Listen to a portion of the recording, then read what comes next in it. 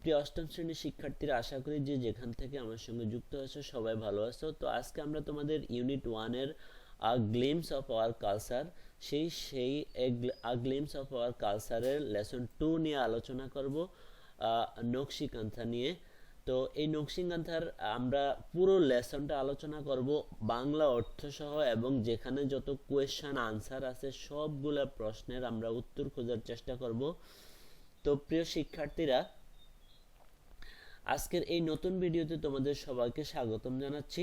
তোমরা যদি আমার চ্যানেলে নতুন হয়ে থাকো তাহলে এরকম গুরুত্বপূর্ণ ভিডিওর আপডেট পেতে চ্যানেলটি সাবস্ক্রাইব করে রাখবে, ভালো লাগলে লাইক কমেন্ট করবে, আর সম্পূর্ণ ধারণা পেতে পুরো ভিডিওটি না টেনে দেখবে। তাহলে চলো শুরু করা যাক। তো এখানে প্রথমেই তোমাদের যেই লেসন 2 আছে নকশিকাথা, সেই নকশিকাথার প্রথমে আমরা কিওয়ার্ডগুলো নিয়ে আলোচনা করব। কিওয়ার্ড কি কি আছে? কুইল্ট, তারপর আছে আর্টিস্টিক, তারপরে আছে কি কমার্শিয়ালি, তারপরে আছে ট্র্যাডিশনাল, তারপরে আছে ডিমান্ড, তারপরে প্যাটার্ন। তো আমি এখানে প্রত্যেকটার বাংলা নিচে দিয়ে রেখেছি, তোমরা খুব সহজেই দেখতে পারবে। প্রত্যেকটার বাংলা আমি তোমাদেরকে দেখিয়ে দিচ্ছি। তো এখানে দেখতে পাচ্ছ যে আমি কিওয়ার্ডগুলোর বাংলা তোমাদের জন্য রেখেছি। যেমন এখানে প্রথমে আছে কুইল, কুইল্ট অর্থ কাঁথা অথবা লেফ। তারপরে নাম্বার 2 আর্টিস্টিক, আর্টিস্টিক অর্থ হলো শিল্পসম্মত। তারপরে কমার্শিয়ালি, কমার্শিয়ালি হচ্ছে বাণিজ্যিকভাবে। তারপরে ট্রেডিশনাল, ট্রেডিশনাল হলো ঐতিহ্যগত। ডিমান্ড অর্থ হলো চাহিদা। তারপরে প্যাটার্ন হলো নকশা। তারপরে যেটা বলা হয়েছিল এখানে, যে এখানে এ নাম্বারে যেটা দেওয়া ছিল, লুক অ্যাট দ্য পিকচার, ছবির দিকে তাকাও, and the look at the picture and the question, ছবির দিকে তাকাও এবং প্রশ্নগুলোর দিকে তাকাও। Then ask and answer the question with your partner, তোমার সহপাঠীর সাথে নিচের প্রশ্নগুলো তাকে জিজ্ঞেস করো এবং উত্তর খোঁজার চেষ্টা করো। তো আমি তোমাদের জন্য এখানে প্রশ্নগুলোর উত্তর সুন্দর করে রেখে দিয়েছি, তোমরা এখান থেকে পড়ে নিবে। তো প্রথমেই যে প্রশ্নটা, what do you see in the picture, তুমি এই ছবিতে কি দেখতে পাও? আই সি, কি আছে? I C a traditional quilt with beautiful design in the picture, মানে আমি এই ছবিতে ঐতিহ্যগত একটা কাঁথা দেখতে পাই, মানে সুন্দর ডিজাইন করা। তারপরে কোয়েশ্চেন 2, কোয়েশ্চেন 2 হচ্ছে হোয়াট ইজ ইট কল্ড, এটাকে কি নামে ডাকা হয়? তাহলে আনসার হবে it is called a nakshi kantha. Number 3, question 3, have you seen it before, where, তুমি কি এটা আগে দেখেছো, কোথায় দেখেছো? তাহলে আনসারটা তোমরা লিখবা এভাবে, yes I have seen it before, হ্যাঁ আমি এটা পূর্বে দেখেছি। ইন ভিলেজেস অ্যান্ড এক্সিবিশনস, গ্রামে এবং বিভিন্ন প্রদর্শনীতে, মেলাতে আমি এটা দেখেছি। তারপরে question number 4, where do we do with it, okay. তারপরে question number 4, what do we do with it, আমরা এটা দিয়ে কি করি? তাহলে আনসারটা তোমরা এভাবে লিখবা, উই ইউজ ইট, আমরা এটা ব্যবহার করি, অ্যাজ আ কুইল্ট, কাঁথা হিসাবে, ল্যাপ হিসাবে, অর ডেকোরেটিভ আইটেম, অথবা সাজানো, ডেকোরেটিভ মানে সাজানোর জিনিস হিসাবে আমরা এটা ব্যবহার করি।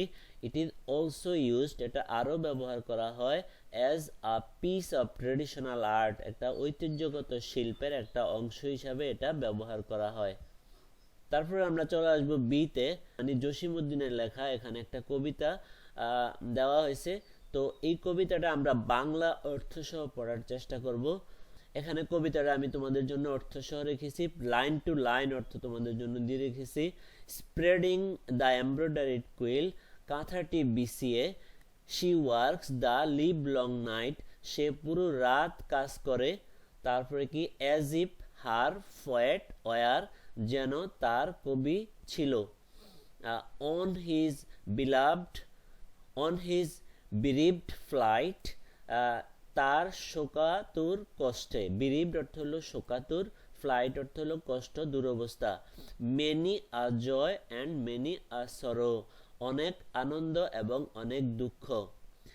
Is written on her breast, তার বুকে লেখা আছে। The story of Rupai's life is there, রূপাইয়ের জীবনের গল্প সেখানে আছে। তারপরে আমরা নিচে চলে আসবো, রূপাইয়ের জীবনের গল্প সেখানে আছে। Line by line expressed, line ধরে ধরে প্রকাশিত, এক্সপ্রেস অর্থ হলো প্রকাশিত। How will he bear the pain mother, সে কিভাবে এই ব্যথা সহ্য করবে মা। On this quilt lies all of mine, এই কাঁথায় আমার সব কিছু রয়েছে, লাইজ অর্থ হচ্ছে মানে শুয়ে আছে, পড়ে আছে। All my pain and my grief, আমার সমস্ত যন্ত্রণা, পেইন অর্থ যন্ত্রণা আর গ্রিফ অর্থ হলো দুঃখ, আমার সমস্ত যন্ত্রণা এবং দুঃখ। তারপরে embroidery line by line, line ধরে ধরে সেলাই করা, এমব্রয়ডারি অর্থ হলো সেলাই করা। So lay it on my grave mother, তাই তাই এটি আমার কবরের উপর রাখো মা। This picture of my grief, আমার দুঃখের এই চিত্র। That his and mine upon its breast, যা তার এবং আমার বেদনার বুকে ধারণ করে আছে। মে মিংলিং ফাইন্ড রিলিফ, সম্ভবত মিশে শান্তি খুঁজে পাবো। তো এই ছিল পোয়েমটার পুরো বাংলা, আশা করি তোমরা বুঝতে পেরেছ। এবার সিতে, এবার সি এর মধ্যে যেই টেক্সটটা দেওয়া আছে এই টেক্সটটার বাংলা আমরা এ টু জেড পড়ব। তাহলে আমি একটু তোমাদেরকে পড়ে শোনাচ্ছি। নকশি kantha is a kind of embroidered quilt, নকশি কাঁথা, এখানে আমি বাংলাটা দিয়ে রেখেছি, নকশি কাঁথা এক ধরনের সেলাই করা লেফ। আমি তোমাদের পড়ার সুবিধার্থে লাইন টু লাইন বাংলা নিচে দিয়েছি, আমি নিচে চলে আসি তোমরা যাতে ধরতে পারো। Nakshi kantha is a kind of embroidered quilt, nakshi kantha এক ধরনের সেলাই করা লেফ। The name was taken from the Bengali word naksha which means artistic pattern, নামটির বাংলা শব্দ হলো নকশা, বাংলা শব্দ নকশা থেকে নেওয়া হয়েছে যার অর্থ শিল্পসম্মত নকশা। It is a kind of traditional craft and is said to be indigenous to Bangladesh and the West Bengal in India. Indigenous অর্থ হলো স্বদেশী। তারপরে এটি এটি এক ধরনের ঐতিহ্যবাহী হস্তশিল্প। It is a kind of traditional craft, এটা এক ধরনের ঐতিহ্যবাহী হস্তশিল্প। And is said to be indigenous, এবং এটাকে স্বদেশীয় বলা হয়, এবং এটি বাংলাদেশ ও ভারতের পশ্চিমবঙ্গের স্থানীয় শিল্প বলে মনে করা হয়, স্বদেশী পণ্য হিসাবে মনে করা হয়। The art has been practised in rural Bengal for centuries, এই শিল্প শতাব্দীর পর শতাব্দী গ্রামীণ বাংলায় চর্চা করা হয়েছে। The name nakshi kantha became popular after the poet Jasimuddin's poem, এই নকশি কাঁথা নামটি কবি জসিমউদ্দিনের কবিতা নকশি কাঁথার মাঠ 1929 সালে প্রকাশিত হওয়ার পর নকশি কাঁথা নামটি জনপ্রিয় হয়ে উঠেছিল। The name nakshi kantha became অর্থ হয়েছিল, পপুলার অর্থ জনপ্রিয়। জসিমউদ্দিনের এই নকশি কাঁথার মাঠ প্রকাশিত হওয়ার পর ওয়াজ পাবলিশড 1929 সালে প্রকাশিত হওয়ার পর নকশি কাঁথা নামটি বিখ্যাত হয়েছিল। জসিমউদ্দিনের কবিতা নকশি কাঁথার মাঠ 1929 সালে প্রকাশিত হওয়ার পর নকশি কাঁথা নামটি জনপ্রিয় হয়ে উঠেছিল। তারপর আমরা দেখব traditional kanthas are made for family use, ঐতিহ্যগত কাঁথাগুলি পরিবারের ব্যবহারের জন্য তৈরি করা হয়। Old or new cloth and thread are use to make this quilts, পুরনো বা নতুন কাপড় এবং সুতোর ব্যবহার করে এই কাঁথা তৈরি করা হয়। Mymensingh, Jamalpur, Rajshahi, Faridpur, Bogura and Jessore are most famous for this craft, Mymensingh, Jamalpur, Rajshahi, Faridpur, Bogura, Jessore এই শিল্পের জন্য সবচেয়ে বিখ্যাত। Now it is produced commercially, এখন এটা বাণিজ্যিকভাবে উৎপাদিত হয়। You can find them in many expensive handicraft shops in cities, আপনি এগুলো অনেক ব্যয়বহুল হস্তশিল্পের দোকানে শহরে খুঁজে পেতে পারেন।